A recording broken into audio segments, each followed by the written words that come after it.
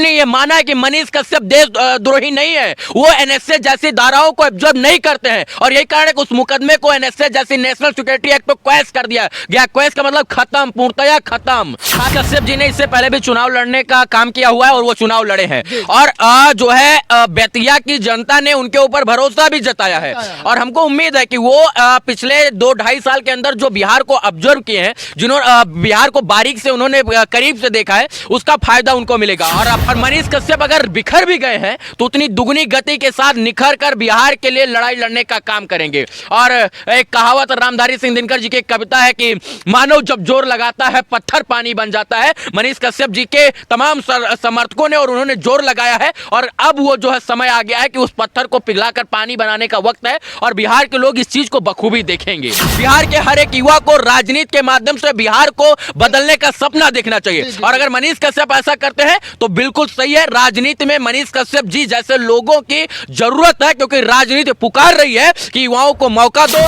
मनीष कश्यप को पटना कोर्ट से बेल मिल रहा है, लेकिन देखना यह है कि मनीष कश्यप को जब पटना कोर्ट से बेल मिल रहा है तो किस कीमत पर मिल रहा है। इन 9 महीनों ने मनीष कश्यप जो है क्या खोया, क्या पाया, क्या मनीष कश्यप को जेल जाने के बाद में घाटा हुआ या फायदा होने वाला है। मनीष कश्यप का कैरियर पत्रकारिता की तरफ जाएगी या हो सकता है कि राजनीति की तरफ जो उनके कदमों चूमने लगेगी। हमारे साथ रवि भट्ट, टाइम्स ऑफ अयोध्या के पत्रकार, आप लोग इनको बखूबी जानते हैं और आप इनके बड़े फैन भी होंगे। हमारे साथ आदेश जी भी हैं जो हाई कोर्ट के एडवोकेट हैं, सौरभ जी हैं जो हाई कोर्ट के एडवोकेट हैं और ये दोनों मनीष कश्यप के केस को बखूबी देख भी रहे हैं। लेकिन हम चर्चा करेंगे मनीष कश्यप के केस को लेकर कि आखिर में उनका कैरियर किस तरफ जाने वाला है और वो क्या करने वाला है। क्या लग रहा है रवि भट्ट जी, वो पहले रिहा हो रहे हैं? रिहा हो रहे हैं, इसके लिए पूरे बिहार को शुभकामना। आपने कहा क्या कैरियर जा रहा है, क्या उनका भविष्य अंत में जेल जाने से भविष्य अंत में चला गया तो नहीं। कहा जाता है कि लोहा जितना तपता है उतना निखरता है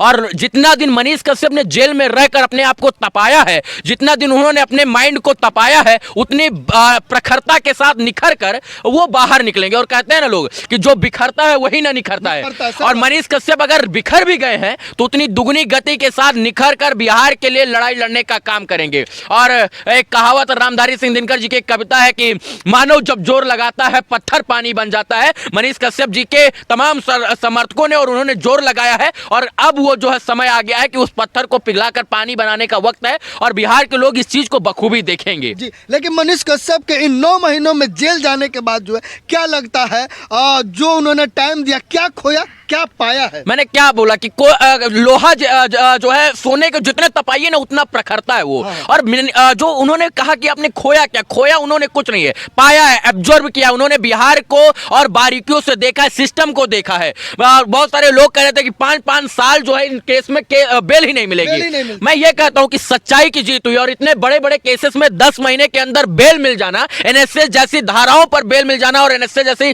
धारा हट जाना, ये दर्शाता है कि मनीष कश्यप शुरू से अंत तक जो है वो सत्य थे, सही थे और उसकी जीत हुई है। लेकिन उनके विरोधी तो अभी भी चिल्ला चिल्ला के बोल रहे हैं मनीष कश्यप आ रहा है, ठीक है, लेकिन वो देशद्रोही है। देशद्रोही किस हिसाब से वो कह रहे हैं? इनसे पूछिए, ये एक एडवोकेट है, क्या वो देशद्रोही है? अगर देशद्रोही होते तो जो है मद्रास कोर्ट, हाई कोर्ट जो है उनको देशद्रोही बताता, उनको बेल नहीं देता, उनका जो है एनएसए नहीं हटाता। अगर हम लोग सच में बात करें देशद्रोही की तो देशद्रोही कौन है वो सब लोग ही जानता है। लेकिन अगर वकालत की बात करें, जो है संविधान और कानून न्याय व्यवस्था प्रणाली की बात करें, आस्था की बात करें, संविधान की बात करें, तो ये बात दर्शाता है कि कोई देशद्रोही नहीं है। जी, क्या लग रहा है सौरभ जी, मनीष कश्यप को देशद्रोही कहना अब उचित है या नहीं है? देखिए, मदुरई हाई कोर्ट के द्वारा इनका जो एनएसए लगा हुआ था उसको क्वैश कर दिया गया है, मतलब इसको ख़त्म कर दिया है। ठीक है, अगर कोर्ट को लगता कि ये देशद्रोह है तो एक्सटेंड करते, इसको क्वैश नहीं करते। तो देशद्रोही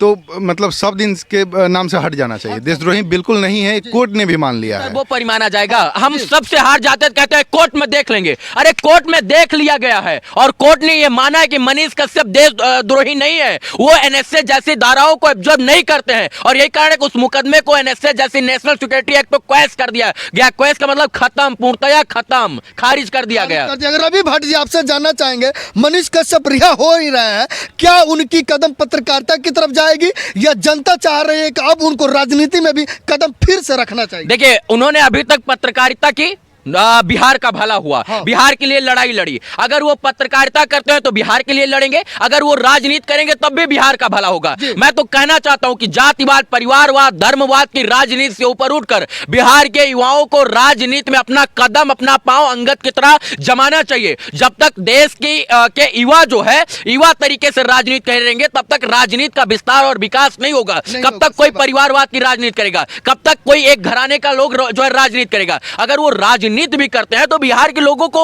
उनका स्वागत करना चाहिए और उनका हौसला अफजाई करना चाहिए कि कोई युवा कम से कम ये सपना देख रहा है राजनीति के माध्यम से बिहार को बदलने का, तो सपने के साथ सबको जुड़ना चाहिए। अगर वो राजनीति करते हैं, चुनाव लड़ते हैं तो करना चाहिए। बिहार के हर एक युवा को राजनीति के माध्यम से बिहार को बदलने का सपना देखना चाहिए। और अगर मनीष कश्यप ऐसा करते हैं तो बिल्कुल सही है, राजनीति में मनीष कश्यप जी जैसे लोगों की जरूरत है, क्योंकि राजनीति पुकार रही है कि युवाओं को मौका दो और हमारे ऊपर राजनीति करो। राजनीति का मतलब नीति, और नीति कौन बनाएगा, राजनीति कौन करेगा, जो युवा होगा, जिसके अंदर विकास होगा, इच्छा शक्ति होगी, एक युवा सोच होगी, वही राजनीति करेगा।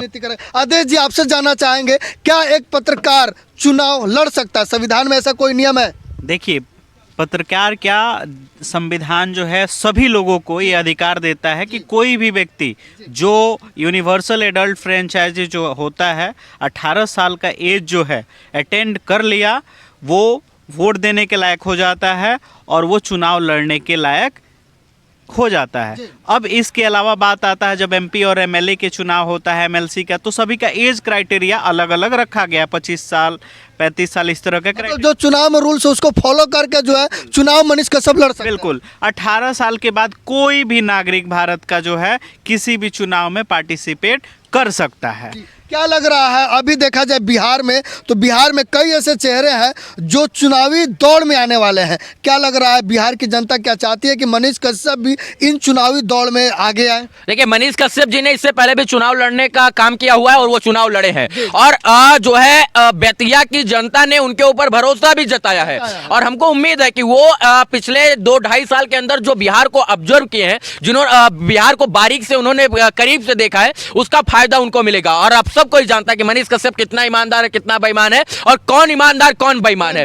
तो ईमानदार लोगों को, ईमानदार लोगों की परख है, और ईमानदार लोग ईमानदार लोगों को चाहते हैं कि वो राजनीति करें। मैं मनीष कश्यप जी अगर वो नहीं चुनाव लड़ते हैं और हम लोगों के साथ कभी इनकेस मीटिंग होती है, हम लोग बैठते हैं, तो हम लोग उनको प्रोत्साहित करेंगे कि आपको चुनाव लड़ना चाहिए। देखिए, बिहार की सच में राजनीति में युवाओं की जरूरत है। नो डाउट कि बिहार की राजनीति में जाति के नाम का जहर घोलकर बिहार के युवाओं को झंडा ढुलवाया जाता है, उनको बरगलाया जाता है, उनको परिवारवाद, जातिवाद, धर्मवाद में बांट दिया जाता है। तुम फलनवा के जात के हो तो तुम धमाके के जात के हो, तुम फलाने की पार्टी से हो। हाँ, सब लोग जो है जाति में बटे हुए, पार्टी में बटे हुए, लेकिन कोई राष्ट्र भक्त नहीं बना है, कोई राष्ट्र के प्रति जो है उजागर नहीं है। तो सबसे बड़ी बात यह कि मनीष कश्यप जी राष्ट्र की बात करते हैं, उनका आना राजनीति में जरूरी है। दूसरा, हम बीजेपी भक्त बन जाते हैं, तुम जेडीयू बन जाएंगे, आरजेडी बन जाएंगे, वो कांग्रेसी बन जाएंगे, हम भाजपाई बन जाएंगे, लेकिन कोई राष्ट्र भक्त नहीं बनता है, कोई राष्ट्र की बात नहीं करता है। मैं ये सबसे कहना चाहता हूं, पार्टी से ऊपर उठिए, जातिवाद से ऊपर उठिए। जातिवाद करने से किसका फायदा? हमारा फायदा बिल्कुल नहीं है। जातिवाद से किसका फायदा? पार्टी का। पार्टियां हमको जात में बांटती है, धर्म में बांटती है, मजहब में बांटती है, मंदिर मस्जिद के नाम। अरे परिवार से ऊपर उठकर विकास की ना बात कीजिए जी। बिहार में विकास की जरूरत है। सोचिए कि उत्तर प्रदेश में मेट्रो 5 जिलों में चल रही है। उत्तर प्रदेश में कानपुर में मेट्रो, आगरा में मेट्रो, लखनऊ में मेट्रो काम शुरू हुआ है। इसके बाद जो है उत्तर प्रदेश के लखनऊ में मेट्रो, आपके पटना में मेट्रो का काम अभी शुरू हुआ है, मेट्रो चालू नहीं हुई है। देश का अन्य राज्य वो विकास कर रहा है और ये जो है पिछड़ेपन का शिकार हो रहा है। क्यों? सोचिए, ये बिहार से बाहर जाइएगा तो सेशन 3 साल में कंप्लीट हो जाएगा यूनिवर्सिटी में, बिहार में आइएगा तो एगो सेशन 5 साल 4 साल में कंप्लीट होगा। बिहार के लोग बाहर जाकर दूसरों के जीवन में बाहर ला देते हैं, लेकिन बिहार के लोग अपने जीवन में बाहर नहीं ला पाते हैं, क्योंकि यहाँ इंडस्ट्रियल हब नहीं है। मैं इंदौर जाता हूँ, दिल्ली, मध्य प्रदेश, हरियाणा, तमिलनाडु, चंडीगढ़, चेन्नई जाता हूँ, तो मैं देखता हूँ कि बिहार के लोग जो है वहां खपते हैं और बिहार के लोगों को बिहार के अंदर जो है काम नहीं मिलते।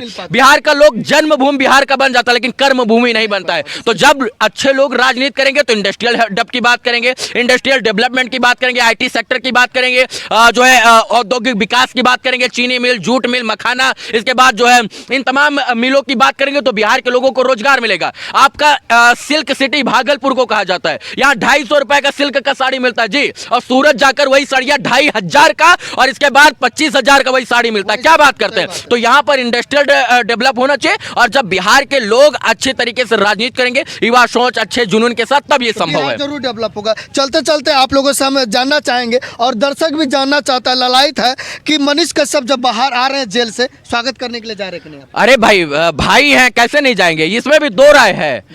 जो है हम लोगों के एक भाई हैं और हम लोगों के एक मार्गदर्शक के रूप में है वो। और कौन कहता है कि जो है हम लोग स्वागत के लिए नहीं जा रहे? स्वागत के लिए नहीं, स्वागत करने जा रहे हैं और स्वागत करके लाएंगे और सराखों पर बिठाकर हम लोग लाएंगे। आप जा रहे हैं कि नहीं सर? बिल्कुल बिल्कुल हम लोग जाएंगे, उनका स्वागत करेंगे। आप जा रहे हैं कि नहीं? बिल्कुल जा रहे हैं। और जाने के साथ मैं एक चीज़ लोगों से आग्रह करना चाहता हूं कि आप लोग अगर वहां जाते हैं, उनके समर्थक जो भी जाते हैं, वो कानून को, लॉ एंड ऑर्डर को फॉलो करते हुए शांतिपूर्वक जो है उनको लेकर के आएंगे, ताकि किसी भी तरीके का कोई लॉ एंड ऑर्डर खराब नहीं हो। और मैं क्या कह रहा हूँ कि मेरी आप बात की, इनकी बात की, लोग जा रहे हैं। अरे ये तो लोग भाई हैं। जो मनीष कश्यप को सिर्फ मोबाइल में देख देते हैं, वो लोग आ रहे हैं स्वागत करने के लिए। जो राष्ट्रभक्त हैं, जो देश की बात करते हैं, जो बिहार हित की बात करते हैं, वो लोग आ रहे हैं स्वागत के लिए। हम तो लोग घर के लोग हैं, हम लोग जो है सिर्फ चर्चा और परिचर्चा करते हैं। जो लोग देखते हैं वो लोग आ रहे हैं स्वागत के लिए। अब आप समझ सकते हैं, हमारे जितने भी भाई इस वीडियो को देख रहा है, मनीष कश्यप रिहा हो रहा है, उनसे मिलने के लिए बिहार ही नहीं, भारत के अलग अलग कोने से भी आ रहे हैं। और जिस प्रकार रवि भट्ट ने कहा है कि अगर बिहार, नए बिहार की अगर संरचना करना है, तो उस संरचना के लिए मनीष कश्यप को पत्रकारिता के साथ साथ राजनीति क्षेत्र में भी आना चाहिए, क्योंकि पत्रकार अगर राजनीति में आता है तो डेवलपमेंट होती ही होती है और एक ईमानदार लोगों की इस समाज में जरूरी है। आपका क्या मानना है, कमेंट करके हमें जरूर बताइएगा। क्या बिहार के नए भविष्य के रूप में क्या आप मनीष कश्यप को देखना चाहते हैं या नहीं देखना चाहते हैं? कमेंट करके जरूर बताइएगा। बाकी आगे के अपडेट के लिए आप हमारे चैनल पर बने रहिए। जय हिंद।